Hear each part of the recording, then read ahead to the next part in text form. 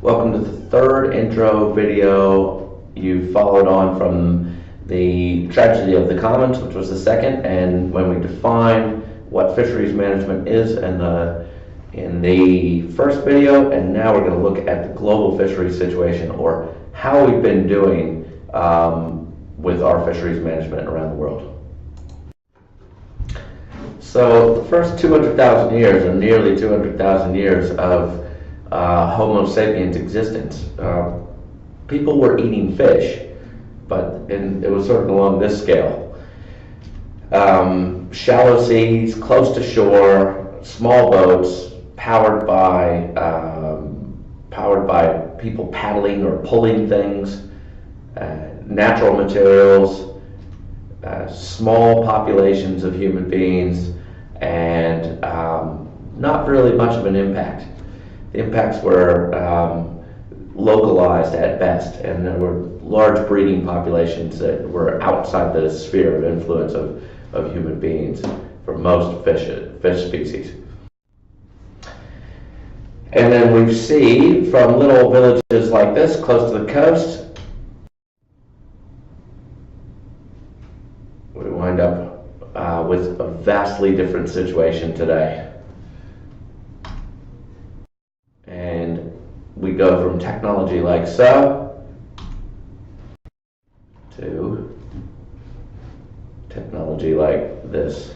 Okay, this vessel's over 100 meters long and can pull nets of a couple hundred meters wide through the water. So 2 football fields wide through the water. So what does all that development mean for the global situation? Well, when we industrialized the fishery, we went from pulling ropes with human hands and backs and arms and wind into steam power, and then finally into diesel-powered fishing vessels. And obviously, you can pull much, much bigger equipment through the water with this type of power. We'll look at what human growth has done over the last few hundred years on the next slide. But obviously, the growth is going, the amount of people on the planet is huge now compared to what it was, and so that means that there is more of a demand for food. And other technologies such as sonar and helicopter spotting of fish, schools and the like have made fishing much, much more powerful.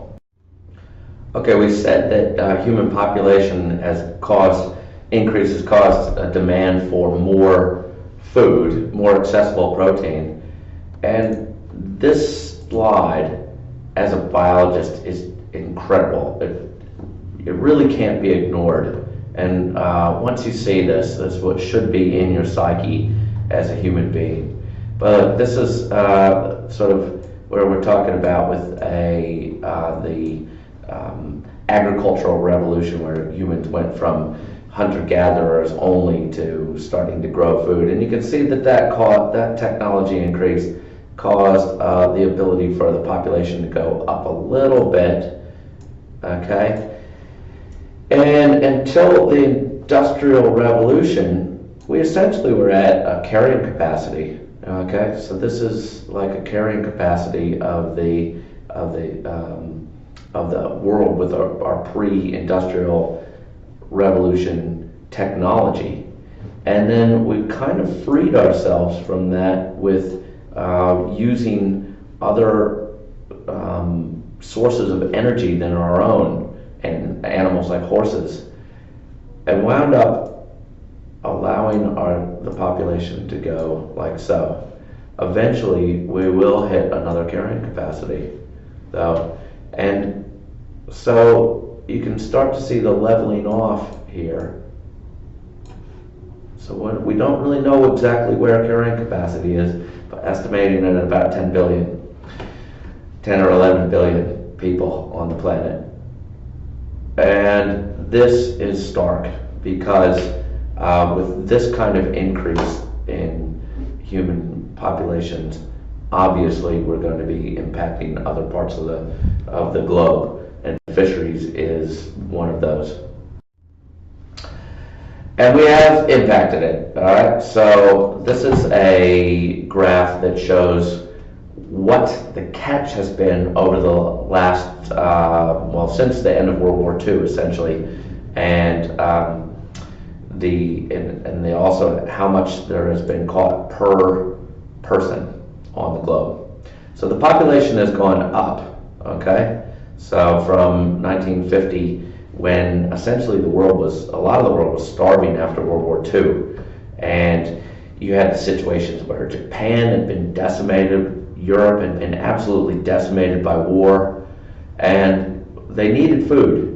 A lot of their infrastructure had been blown apart in those two world wars, and bombed, and so they couldn't really grow enough food to feed themselves. And so fisheries, with all these extra vessels that were left over, not in the war effort anymore, were part of the answer. And so lots of like cargo ships and the like, were converted to fishing vessels, and people went out and started catching fish and whales and all sorts of things as the answer to feeding the world's populations. So you can see the catch went up as the fishery got more and more industrialized. And in fact, we actually our catch rates went up faster than the population rates, because we were catching more and more per person up until the 70s. And then even in the early 80s here, there was a time when we, with technology, managed to keep up and catch more per person, because our catch was going up. Even though the population was going up, the catch was also going up. Around the mid-90s, though, that's leveled off, and in fact, over the last the few years, has started going down. We are not catching as much per person as we have caught, as we have in the past. And this catch has started to do this as well. Okay? So, what that means is that we've possibly come up against the maximum amount that we can extract from the ocean on a year-to-year basis. And we've increased our catch, but only by going from species to species. So in the early days, we were catching the easily caught cod and the big fish close to shore, and then now we're down to catching southern blue whiting and jellyfish, and going after krill, which is a recent development in fisheries. So we catch krill now down in the Antarctic, and that's not easy to do. The low-hanging fruit, the big fish close to shore, are pretty well gone. So what we have now is most of the fisheries in the world either overexploited, and fully exploited, or even depleted. So we have the underexploited and the recovering, which are the only ones that are, the underexploited and the recovering are the ones that are not being fished. But you can see that most of the world's fisheries have been fished heavily. The recovering ones have been fished heavily as well. And there just aren't that many virgin species left. Here we go. I'll show you some examples of this, some of the case studies. Atlantic cod, at one point they were catching 800,000 tons, and then up to here 1,400,000 tons of fish per year. But that's drastically declined, and there's almost no cod being caught. This is on the Atlantic seaboard of the North American coast. Global blue crab catch went up and then started to decline. Okay, well, plaice, this is one from the Bering Sea and also from the North Atlantic. Plaice is a flatfish, and the catch went way up and then. All right, southern bluefin tuna, massive catch at one point. They used to use it for cat food at one point before it was, it became incredibly valuable with more scarcity in Japan and the like for sushi. And the catch is kind of stabilized here, but at quite a low rate, and that doesn't include the non-reported illegal catch. This is all the other tunas. So in the 60s, tunas there was a huge fishery for tuna. There was a short, like a little bit of a break at when pelagic drift nets were banned, and then longline fisheries sprang up, and so even though effort hasn't decreased, the catch has decreased. Same thing with the Bering Sea. This is one of the bigger fisheries in the world, and so we see a giant increase of catch, and then a decrease. Okay, this is not including the unreported catches, which would have been way up here from the Russian fleet. For quite a long time, they were underreporting their. Okay, global shark catch has gone up, and it's still high, but it's starting to decline. Okay. So you can see that from all of these that the catches were going up, but then up until about the 90s, and then started to decline.